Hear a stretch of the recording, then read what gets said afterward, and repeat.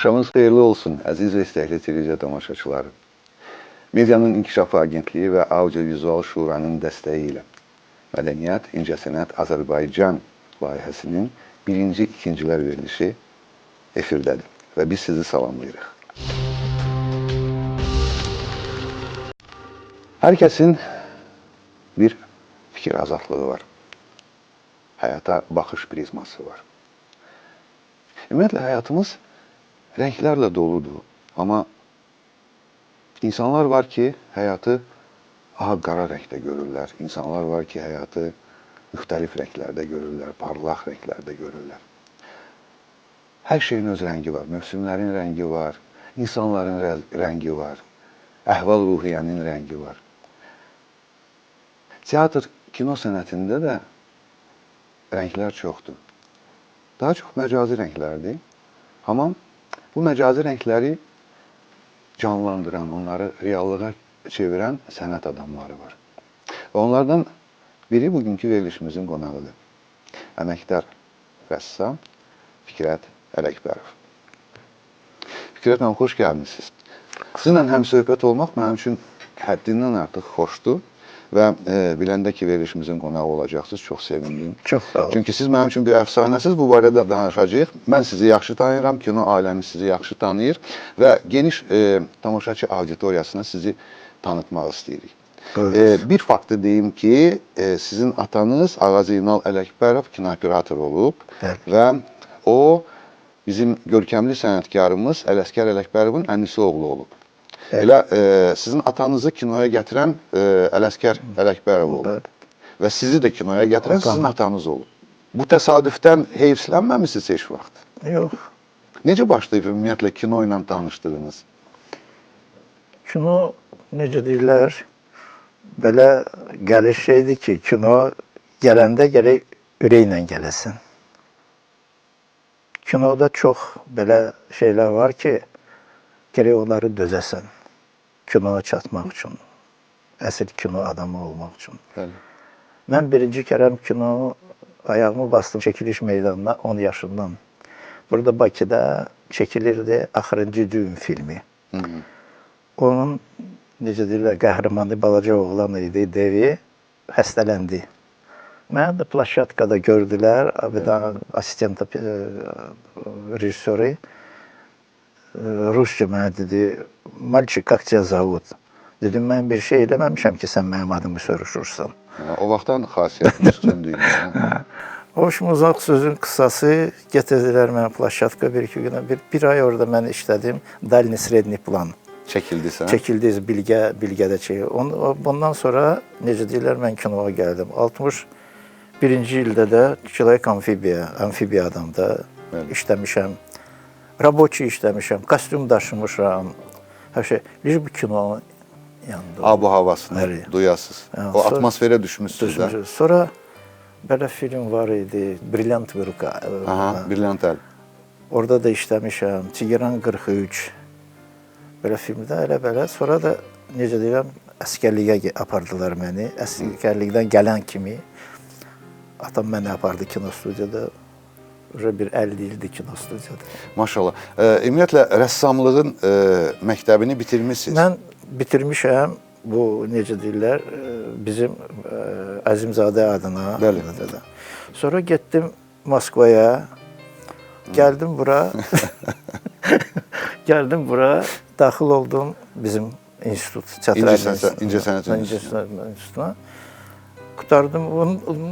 Bitirməmişəm onu. Mənə əskərliyə apardılar. Orada da mən əskərlikdə ola-ola diplomu zəşşət elədim, işlədim, getirdim burada. Bundan sonra mən kino studiyadayım. Maşallah. Neçənci ildən artıq kino studiyada 74-dən. Peşəkar rəssam kimi işləmişsiniz? Mən işləmişəm asistent xudojnika 3 kateqoriya. Necə deyir, sonra işləmişəm 2, 3. Amma bütün rəssamların, xalq rəssamların bütün işləri mən görmüşəm. Fikrət müəllim, belə bir anlam var da bu kinoda, ümumiyyətlə kinoda. Geyim rəssamı, dekor rəssamı və quruluşçu rəssam. Amma bildiyimə görə siz bütün bu işlərin hamısının öhdəsindən 3 nəfərin işini görmüşsünüz həmişə. Görmüşəm. Hansı daha çox çətindir və hansı daha çox maraqlıdır sizin üçün? Geyim rəssamı kimi çalışanda və yaxud dekor rəssamı kimi, Hər şey quruluşçu çətindir. Çünki kilo belə gəlir şeydir ki, orada epoxalar var. Bəli. Necə deyirlər, Almaniyada bir kostyumlar var, Fransiyada bir kostyumlar var, amma bunları bir-birinə oxşayırlar. Onların nöqsanları var ki, böyle şey. Kinoda belə hamısı çətindir kinoda. Ümumiyyətlə siz geyim rəssamı kimi, hər şeyi qoyuram kənara, geyim rəssamı kimi. Siz ümumiyyətlə hansısa bir obrazın xarakterinə uyğun, onun əhval-ruhiyyəsinə uyğun, onun gördüyü əməllərə uyğun hardasa düşünürsünüz geyimləri, yoxsa yalnız epoxa? Epoxa eskiz eləyirəm. Bəli. Bir dənə kostyumu 3-4 dənə eləyirəm ki, ekzemplar olsun, rejissor baxsın, desin ki, bu yaxşıdır. Mən işləyəndə İstina Momenta Heydər Əliyev haqqında film, Rəmiz Fətəliyev, orada biraz çətin idi. Sonra belə oldu ki, o bizə başladı iki daha öz kostyumunu. Baluyevin, prosto oturur belə. Çox yaxşı belə, necə deyirlər, 5-6 dənə kostyum elədik, o çəkildi bu kostyumlarda. Kostyum belə şeydir ki, bilirsən ki, başqa belədir, ona görə bir də obursu düymə eləyirsən ki, epoxa dəyişilir, vaxt dəyişilir. Sonra da orada bir də bu kinoda kostyumdan diyor ki, onun kabineti, Əliyevin kabineti. Mən birinci rəssamam Respublikadakı onun kabinetin dekorda tikdim.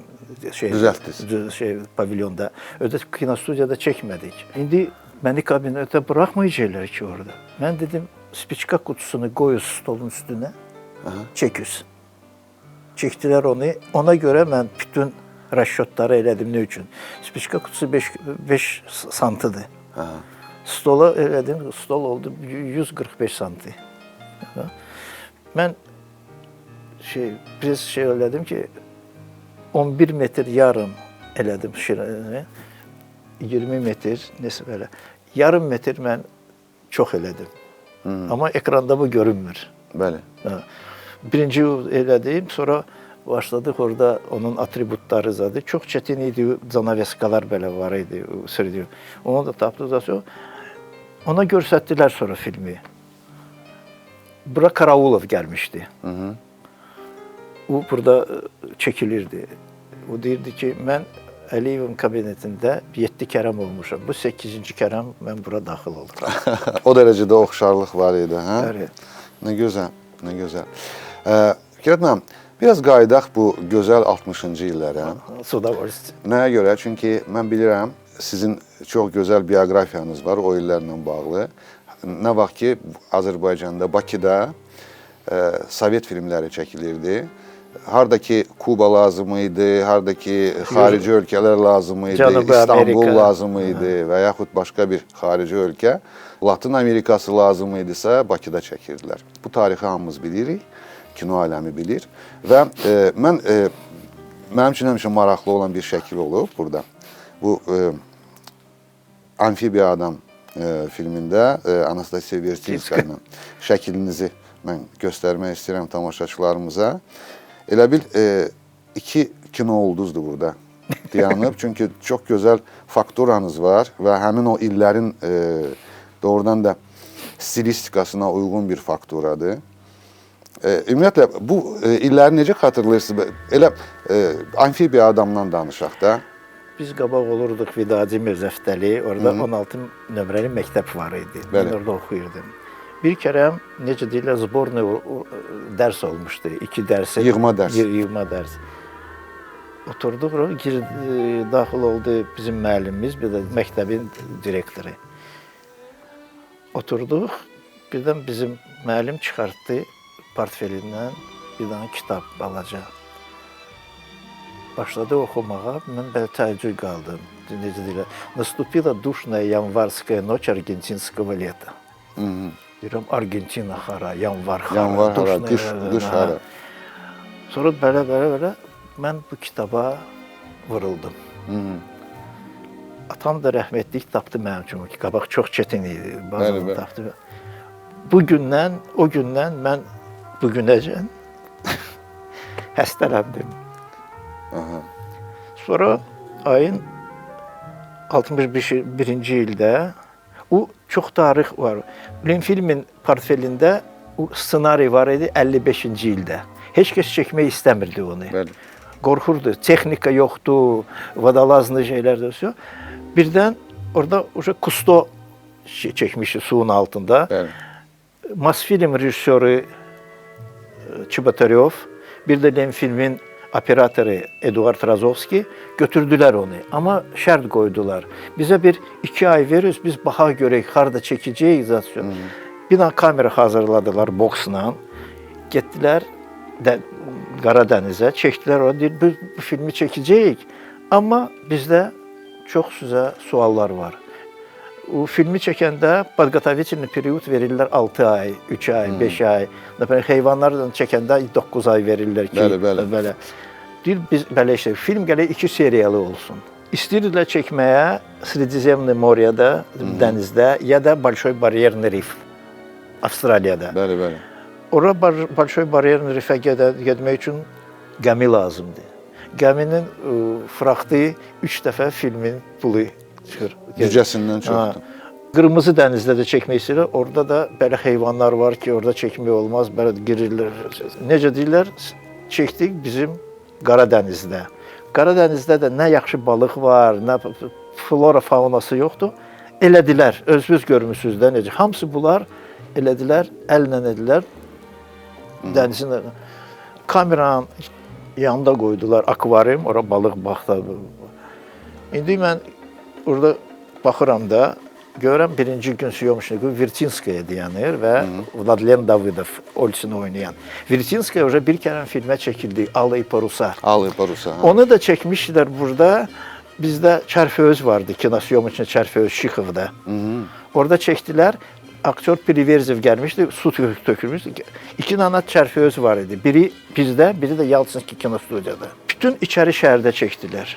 Bütün. 2 dənə pasaj var, kitab pasajı. Sonra çəkdilər Единственный kafe в Azərbaycan, Nargiz kafesi. Nargiz kafesi. Sonra bu içəri şəhərdə çəkdilər İxtiyandırın baseyndə çimməyi. Bəli. Bir kərə baseyn çəkdilər. Qoşa qala qapısından içəri keçəndə. Yuxarı orada İnstitut Mira var idi. Bəli. Orada çəkdilər. Sonra çəkdilər Prıjok İxtiyandıra deyirlər. Xan sarayı var, orada kameranı qoydular. 2 dənə də ev var idi. Biri ev dağıldı. Necə çəkdilər onu? Burada qastralit eləyirdilər. Ritov və Çivela, gimnastlar. Çəkdilər tros, giyindiyi aktyor və burada batut olmuşdu. Orada balkonda, orada belə şeylərlə. 7 kərəm... Şirvanşahlar sarayının arxasında. Yox, çıxırsan belə baxırsan. Bax, o qapıdan çıxırsan belə. Bəli. 7 kərəm atlandı. O da bura atlanmadı. O gərək atlansın əllə, sonra çıxsın gəlsin. 7 kərəm atlandı. Qanın içində idi zaten. Amma onun Prijok'un çəkdilər Sovetskidə. Это был, necə deyirlər, elədilər. Sovetskidə səhnə. Orada İxtiyandır atlananda belə brezent tutmuşlar, o özü atlandı.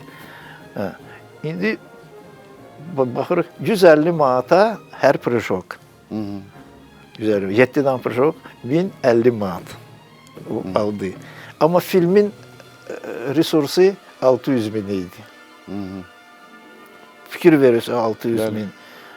O gələ 2 seriya çəkiliydi film, amma rejissorla kinostudiya Lenfilmin arası değmişdi zaten. Sonra görmüşsünüz, titrdə yazılıb rejissor Çibotaryov və Kazanski. Fikir veririz. O getdi, pavilyonları çəkdi, ən çətin çəkdi Çibotaryov. Bütün qruppa imtahan verdi Lyokka Vadalas suyun altında. Asvetitillər, raboçilər, rejissorlar, operatorlar çəkdi. Orada bütün o şeyləri düzəltdilər Lenfilmdə. Hamısı. Çox böyük miqyaslı bir film idi o vaxt üçün. Sonra bu filmi ki Argentina'nın səfirliyinə göstərdilər Moskva, deyirlər, siz Buenos Aires'da çəkmişsiniz bunu. Bəli. 2002-ci ildə Mosfilmdə RTR adlı proqram çəkdi, ikinci Çilaykan filmi. Onu bilirsiniz? Yox, bilmirəm. Çekdiyi ikinci Çılaq amfibi 4 seriyalı 45 dəqiqəsi çəkdilər. Necə deyirəm, Billayev onu görsəydi, belə tabutda belə fırlanardı. Orada da çəkildi, bir dənə Tatar balası var idi, aktyor. Talqat Nigmatulin var idi belə, onun oğlu çəkildi. İxtiyandır, gözləri göz idi, bunun gözləri. Amfibi adam sad da gedir, hamısı baxırlar. Onu 3 kərə buraxdılar, belə. Bu amfibi. Sonra da bu amfibi adam çox yığdı kassıvı zbor. Bəli. Orada çekilmişti, sonra çekilmişti Sın Komünista, Komünizasyon. Bunları da yazırdılar, bu 71% götürdü, bu böyle. Ama amfibi götürmüştü 95%. Ben Sibir'de Çukçaların yanında çekirdik. Gördüm, bugün kino gelecek. Orada da Yarangadı. Orada görüm Çılaq amfibi geldi. 3 gün bırakmadılar. Çekti, baktılar. Plonka cırıldı, kleylediler zaten. O tanınmış rəssamdır. Kinoda böyük fəaliyyəti olub, rəssam kimi böyük fəaliyyəti olub və bir şeyi, bir vacib məqamı mən mütləq birinci növbədə qeyd eləməliyəm ki, mən onu tanıyıram təqribən 65 il. Və biz 3 nəfər dost olmuşuq və biz hamımız təzə Pir məscidinin ətrafında böyüyən adamlarıq. Böyük rejissorumuz Əjdər İbrahimovun belə bir filmi vardı. Bir məhəllədən 2 oğlan. Biz də faktik olaraq bir məhəllədən 3 nəfər idik. Yəni bizim dostluğumuzun təqribən 65 yaşı var. Mən onu tanıyandan bu günə qədər onun yaşayış fərzi sözün tam mənasında rəssam kimi yaşayıb. Yəni dünyaya açıq, gözəllikləri görən, başqa heç bir şeylə məşğulum. Həmişə rəssamlıq yolu ilə, rəssam olmaq niyyəti ilə. Nəticədə bir xeyli vaxtdan sonra o kinoda da çox böyük uğur qazandı. Bir neçə filmdə quruluşçu rəssam kimi o iştirak elədi.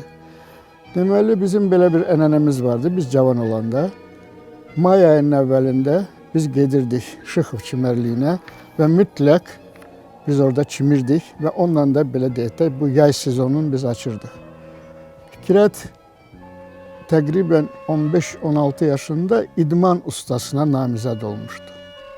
İdman ustasına, o yüngül atletika üzrə çox güclü idmançı idi və elə indiyə qədər nətər varsa elə qalıb, yəni kökəlməyib, qombul olmayıb və həmişə çox səliqəli olub.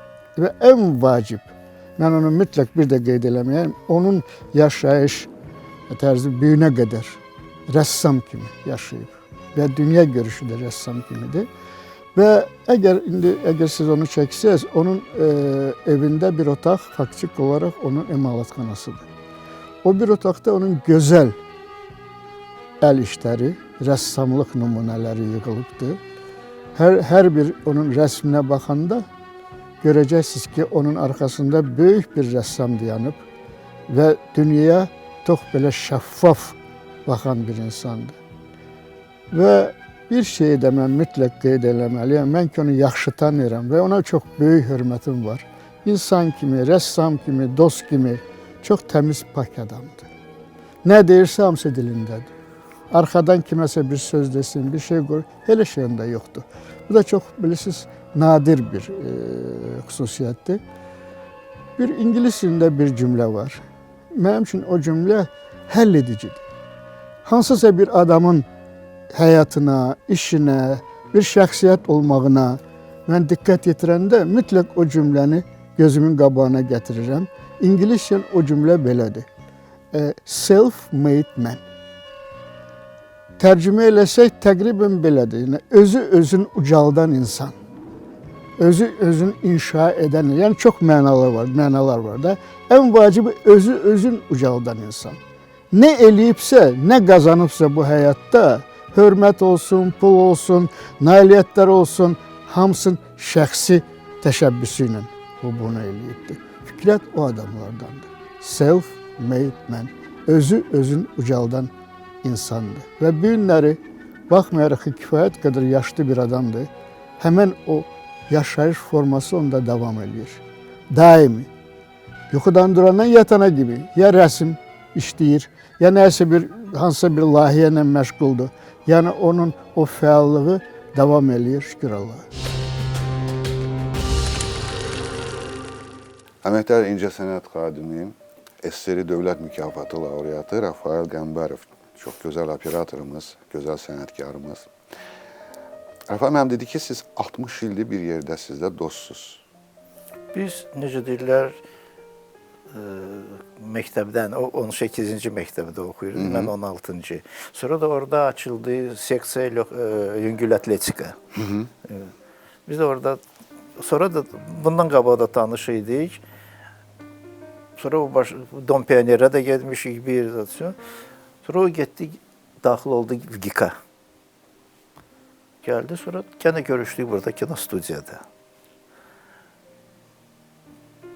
Dünən zəng elədim ona ki, gələrsən bura, deyir, pridu s udovольствием, gələrəm.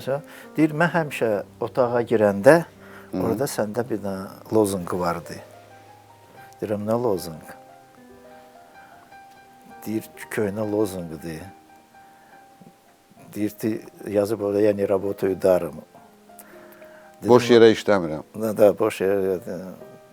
Dedim, Рафик, это шутка была, когда друзья приходили, просили, я все делал. Он говорит, я знаю, просто этот лозунг, у меня такой дар, я не работаю даром. Так böyle. İşləmişik bir neçə filmdə onu ilə. Əjdər İbrahimovun filmi var idi, Çudak. Orada işləmişik belə. Necə deyirlər, bütün ömür boyu onunla görüşəndə, oturanda, bir çörək zat yeyəndə həmişə səmimi olmuşduq. Bir daha bizim aramızda, necə deyirlər, Çornaya Koşka ne проходила, все. Allah həmişə mehriban eləsin sizə. Həmişə deyəndə ki, s ним можно в разведку идти. Aha, aha. Elə insanlar doğrudan da çox azdılar. Kimlə ki, kəşfiyyata getmək olar. Elə insanlar çox azdır. Sağ şey yoxdur. Get-gedə Dərman üçün də tapa bilmərik. Fikret müəllim, biraz kino fəaliyyətinizdən danışaq. Mən bilirəm ki, siz görkəmli kino rejissorlarla işləmişsiniz də. Ümumiyyətlə, bu kino rejissorların adlarını çəkək. Və o adlarını çəkəndə artıq hansı filmlərdə işləmişsiniz, o artıq az-çox aydın olacaq. Mən o rejissorların adını çəkəcəyəm. Amma mən orada postanovşik işləməmişəm kağızda. Bəli. Fəaliyyət zət mənim boynumdadır. Arif Babayevlə işləmişəm. Nə gözəl, hansı filmində? Arxadan vurulan zərbə.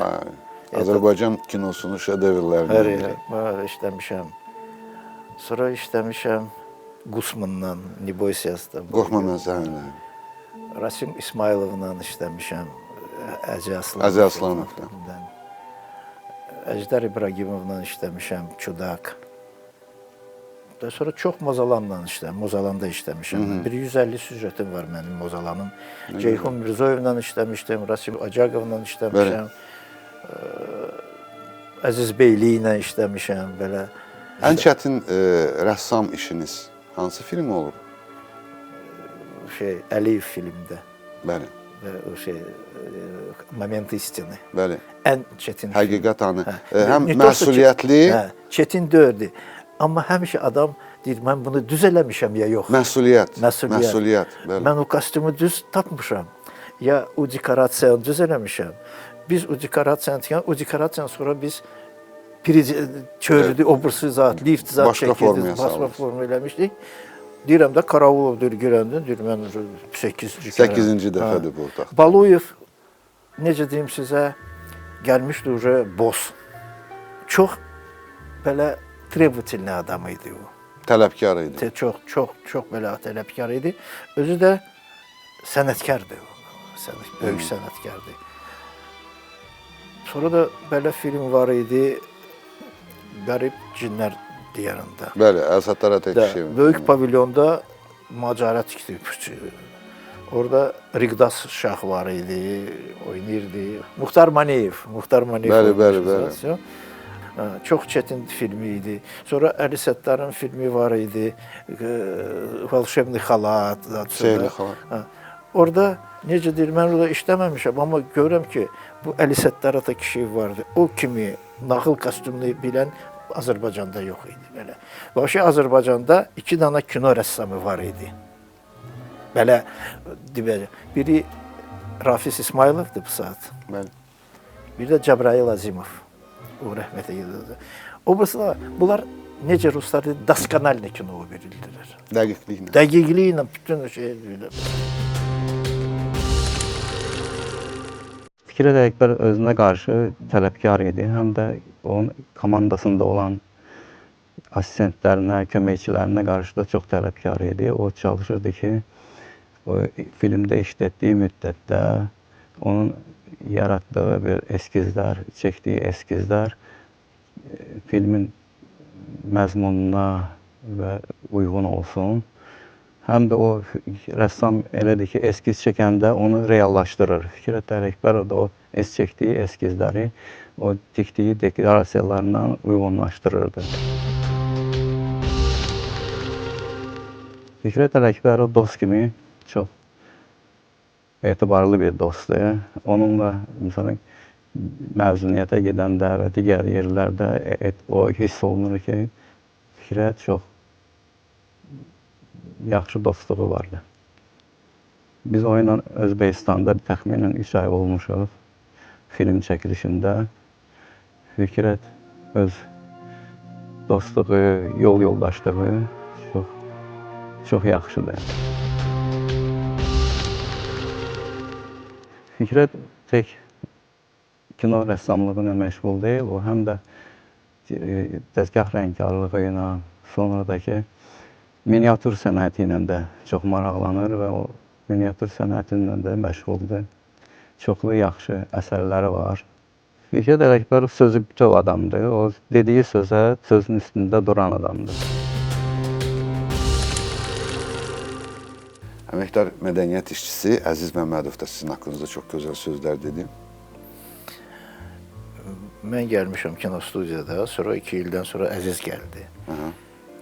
Necə dost olduq, bir otaqda işləyirdik, bizim assistentski vardı. Çox sakit belə uşaqdır, işin bilən adamdır. Necə deyirlər, institut qutarıb o. Yaxçılıqdan başqa mən bu adama bir də söz deyə bilirəm. Amma kinovu bilən adamdır. Bizə bu lazımdır. Kinovu bilir. Mən indi sizə baxıram da və sizin keçdiyiniz o həyat yoluna baxıram. Olub ki, belə bir an demişsiniz ki, bəsdir, çəkilirəm kənara. Mən 10 ildir kino studiya ayağımı basmıram. Aha. Ümumiyyətlə, sənətdə, sənətin hər sahəsində insani faktor olanda həmişə bundan sənət daha çox itirir. Çünki insani faktor çox bir şeydir. Gərək həmişə insana sənətinə görə hörmət eləsinlər, qayğı göstərsinlər. Mən sizin şəkillərə baxıram, bu şəkili göstərim mənim fikrimi çox, bu şəkili. Burada Gregory Peck'ə oxşuyursunuz burada. Çox belə Hollywood sayağı şəkildir. Ümumiyyətlə, o vaxtlar sizi yəqin ki, filmlərə çəkməyə dəvət ediblər. Eləyiblər. Bəs niyə çəkilməmişsiniz? Bilmirəm. O vaxt Rusiyadan, başqa ölkələrdən, başqa respublikalardan aktyorları çağırırdılar bizdə çəkilməyə. Məni bir kərə, mən Mas filmində olanda kino proba elədilər Nemetski ofisərə. Sonra da çıxdı belə şey. Heç xoşunuz olmayıb filmdə çəkilmək? Yox. Yalnız siz o rənglərlə bəzəməyi sevmişsiniz də. Mən, necə deyirlər, za kadrım. Kadr arxasında olmağı xoşlayırsınız. İndi bu dəqiqə Azərbaycanda az-çox film çəkilir də, belə deyək ki... Başa çəkilmir. Deyək ki, belə çoxlu filmlər çəkilir, yox. Biraz Azərbaycan kinosu bu dəqiqə çox zəifləyib. Həm inkişaf baxımından, həm fəaliyyət baxımından. Bu ki, filmlər çəkilirlər. Film gərək ki, çəkilsin kinostudiyada. Bəli. Kinostudiya, necə deyirlər, Kuznetsa kadrov. Bəli. Kinostudiyada hər şey, sexlər var idi, başıvı şey, Bəli. paltar tiyatro. Bu saat heç nə yoxdur. Kinoya gəliblər diletantlar. Onlar nə bilirlər, dekorasiya nədir, kostyumu necə deyirlər, nə var giyindirirlər də sonra. Baxarsan, o tarixi kino çəkirlər hərdən bir. Bəli. O qədər nöqsanlar var orada. O qədər nöqsan, amma hamısı deyir, mənəm birinci libas rəssamıyam. Yoxdur bunlarda. Qabaq, necə deyirlər, qutarmışıq, kikdə qutarıblar da. Onlar polностью gəliblər, Patkovana idilər. İndi bunlar bilmirlər, kino nədir? Bizdə İncəsənət Universitetində rəssamlıq dərsi keçirilmir də, kino rəssamlığı və Bilmirəm, mən xəbərim yoxdur. Dekorasiya rəssamlığı, teatr rəssamlığı. Xəbərim yoxdur. Belə bir şöbə yoxdur. Mən bilmirəm. Bəlkə də var. Rəssam oxuyanda gəlik praktika keçsin. Bəli. Gikdə oxuyanlar həmişə Mosfilmdə, Lenfilmdə, Studiya Gorkova orada praktika keçirdilər. Bəli. Gəldilər. Onların necə deyirlər, İmtahan işləri. İmtahan vardı. Deyir, bu sənin axırıncı düğün film Bəli. burada çəkilmişdi əlləti. Onlar çəkilmişdi Nikita Kurixin bir dənə də çəkmişdilər, diplom işidir bu. Hı-hı. Diplom işidir. 35 daha gəlib bu film olacaq. Bəli, olmalıydı. Gəldilər bura, çəkdilər, apardılar materialı, göstərdilər Lenfilmdə. Deyirlər, çox yaxşı çıxıb, gəl o eləyək polnometrajlı film. Bütöv metrajlı film. Pul verdilər daha sonra, gəldilər, çəkdilər. Film də yaxşı çəkdi, çünki ürəklə. Bəli. Teodor Wolfovich, Nikita Kurixin onlar çəkdilər. Filmin sualtı xəstələri göndərdilər, Kusto çəkdi. Orada bəzilər nöqsanlar var, plavkada şey var, amma burada plajda yoxdur. Yoxdur. Burada papaqda belə şey var, amma plajda yoxdur. Göndərdik falan. Bütün dünya kinosunda elə səhvlər olur da. Olur. Bağışlanmalı. Necə deyirlər, polnometrajlı film elədilər bunlar, qısa metrajlı film. Özü əla çıxdı. Prokatda gedirdi Pilot Ben. Bu da James Orledge'in balaca hekayəsi var. Hekayəsi, bəli. O İngilis, o da kommunist idi o James Orledge. Bu baxanda kinoya çox xoşuna gəldi. Sonra ikinci iş hissəsini yazdı, Akuliya Kletka. Уже çəkmədilər, zat edəcəksə. Orada da yaxşı aktyorlar çəkilmişdilər. Nikolay Kryukov biri qlavni rolda. O birinci filmi idi. Sonra balaca uşaq çəkilmişdi. Sonra da orada çəkilmişdi aktyor Mikhail Gluski. O çoxlu filmi də çəkilmişdi. Amma Benin rolunda istəyirlər çəkməyə Georgi Zhonovu. Onu çəkmədilər. Bu bütün filmlər, necə deyirlər, 5-6 seriyaya çəkiləydi belə filmlər belə. Körpəm, sizin özünüzün öz rəssam kimi işlədiyiniz filmlərdən ən sizə yaxın, əziz, belə həmişə onu gözəl hisslərlə xatırlayırsınız. Hansı filmdir? Bütün filmlər. Hamısı? Hamısı. Nə gözəl. Hamısı sizin evladınızdır. Bəli. Çünki sizin beyninizdən gəlib o. O ki filmlər çəkilib, sonra deyirlər, bu pisdir. Deyirəm, film pis olmaz. Filmi qəbul eləyənlər pisdir. Qəbul eləyənlər. Moskvada kim oturmuşdu komissiyada? Ermənilər, Gürcülər, Cühudlar. Nə üçün bizim filmləri həmişə qapı dalına salırdılar? Bəli. Ona görə belə də filmdir. Bütün 60-70 nəfər onu can qoydular bu filmdə. Nə üçün siz deyirsiniz pisdir? Erməni göndərəndə 3-cü kateqoriya verirdilər 1-ci kateqoriyaya. Mənə gəlir ki, bizim özümüzdən də çox şey asılıdır. Asılıdır. Çünki çox can yandırmırdıq. Mən 1979-cu ildə burada işə düzələndə, maşallah olsun Fikrət Ələkbərov, demək olar ki, ən aktiv işçilərdən biri idi o vaxtı, rəssam, necə deyirlər, rəssamların içində. Sonra belə oldu ki, yəni Fikrət bizim həm dostumuz idi, həm də onun bir insan kimi, sənətkar kimi bacarıqlı, yəni bu kino işini bilən Fikrət hamımız bildiyimiz kimi, yəni dostların bildiyi kimi demək olar ki, kino ilə yoğrulub. Demək olar ki, kino ilə yaşayıb. Hələ o vaxtı Brilliant Əl, Amfibiyalı Adam, başqa filmlər, yəni burada çəkilişi, yəni 50-ci illər, 60-cı illər, 70. Fikrət bax bu əlaqələrlə demək istəyirəm ki, yaşayıb, yəni demək olar ki, kinoda doğulmuş bir insan kimidir. Fikrətlə mən bir film işləmişəm, deməli Niyyət filmi qismət olub. Bütün filmlərdə də mən başqa sahələrlə Fikrətlə yol yoldaşı da olmuşuq, ezamiyyətdə də olmuşuq. Demək istəyirəm ki, yəni onun o rəssam kimi bacarığı, rəssam kimi yaradıcı insan kimi, yəni qiyməti çoxdur. Əziyyəti də çoxdur Azərbaycan kinosunun, demək olar ki, bütün bu kinematografiyasında, tarixində. Rəssamlar çoxdur. Böyük sənətkarlarla da işləyib özü, böyük rejissorlarla işləyib. Amma Fikrətin özünün öz amplası, öz xətti, öz dəsti xətti. O Fikrət İçəri şəhərdə böyüyüb, Bakının demək olar ki, ən mərkəzində böyüyüb. Onun görünüşü Bakıya, yəni Bakı arxitekturasına, Bakının ab-ı həvəsinə, onun öz demək dəsti xətti var. Fikrət Azərbaycan kinematografiyasının demək olar ki, bəlkə də ömrünün ən çox hissəsini Azərbaycan kinematografiyasına həsr edib. Fikrət insan kimi də, dost kimi də həyatda öz səmiyyətini, öz necə deyərlər, o kinonu sevməyini, sənətini sevməyi həmişə bizim ürəyimizdədir, fərəhimizdir. İndi də maşallah baxmayaraq ki, 80-də azalır yaşı, 80-də çatır. Amma yenə də o istək, onun canında olan o sənətə, kinoya qarşı həmişə, necə deyərlər, o istilik, o yaradıcılıq var.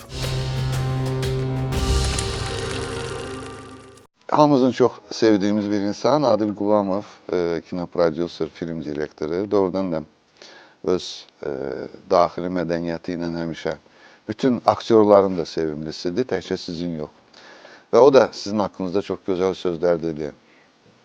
Adil Qulamov mənim qonşumdur burada. Nə gözəl. O bizə ev verəndə biz düşdük də. Qonşu düşdünüz. Deyir, Fikrətlə necə yaşayacaqsan sən? Deyir, bu çox çırtqoz adamdır zaten. Deyir, onun çırtqozuna baxma, onun da təmiz ürəyi var. Bəli. Deyir, biz bir 15 ildir yaşayırıq, hələ bir evdir. Bu adam Adil Qulamov bütün cəmaatı yola verirdi. Bütün cəmaata hörmət edirdi. Qastinisaya gələndə hamısını yerləşdirirdi, sonra özü yatırdı. Çox təmiz adamdır. Özü də yoldaşlığı da yaxşıdır. Çörək verən adamdır bu. Bəli. Allah can sağlığı ona versin. Necə deyirlər, mən çox şadam ki, o mənim qonşumdur, mən çox şadam ki, o mənim dostumdur. Və biz də çox şadıq ki, Azərbaycan kinosunda sizin kimi insan var. Biografiyanız çox böyükdür. Bax, bu qəzetdə, Rusiyada, Sovet vaxtında da bu çap olunan qəzetdir. Mən bunu bir dənə göstərim, göstərməsəm özümü günahkar sayaram. Deməli, Moskovski Komsomolsk. O vaxtdan saxlamışsınız da bu 98-ci il. Bu Raykinin qohumu yazmışlar, Arkadiy Raykin var. Bəli. Bunun plемянник arvadı idi. O gəlib Bakıya, spesiallə gəlib məndən yazmağa. Nə gözəl, nə gözəl. Bizim üçün fəxirdir. Doğrudan da. Mən sizə can sağlığı arzulamaq istəyirəm. Əsas ilk növbədə can sağlığı. Və bilirəm ki, sizin özünüzün həyatda xüsusi mövqeyiniz var. Özünüzün baxış dairəniz var. Və o da ola bilsin kimlərəsə xoş gəlməyə bilər. Amma mən hansı ki bu sənətə sevərək gəlmişəm və bu sənəti sevənləri də başıma tac edir. Siz də o insanlardansınız ki, doğrudan da sizin sayənizdə Azərbaycan kinosu olub və bugün də var. Çünki biz bugün nəsə olmayanda o dünənlə biraz hardasa ürəyimizi doldururuq da, hardasa biraz qənaət bəxş hesab edirik ki, heç olmasa 10 il bundan əvvəl, 20 il bundan əvvəl, 40 il, 50 il bundan əvvəl belə bir kino olub, belə bir kino insanları olub. Siz də o insanlardansınız. Mən sizə can sağlığı bir daha arzulamaq istəyirəm və yaşayın həmişə öz dostlarınıza, öz yaxın insanlarınıza həmişə işıq saçın onların yoluna. Mən fəxr edirəm ki, Azərbaycan filmində işləmişəm. Bütün ömrü onunla fəxr edəcəyəm. Çox sağ olun əzizim, sağ olun. Əziz və istəkli televiziya tamaşaçıları, növbəti verilişimizin sonuna gəldik, çatdıq. Xatırladaq ki, verilişimiz Medianın İnkişafı Agentliyi Audiovizual Şuranın dəstəyi ilə Mədəniyyət İncəsənət Azərbaycan layihəsi çərçivəsində hazırlanır. Və gələn verilişlərdə maraqlı qonaqlarla birlikdə olmaq ümidi ilə sizdən ayrılırıq. Və sonda əlbəttə ki, yaşasın sənət.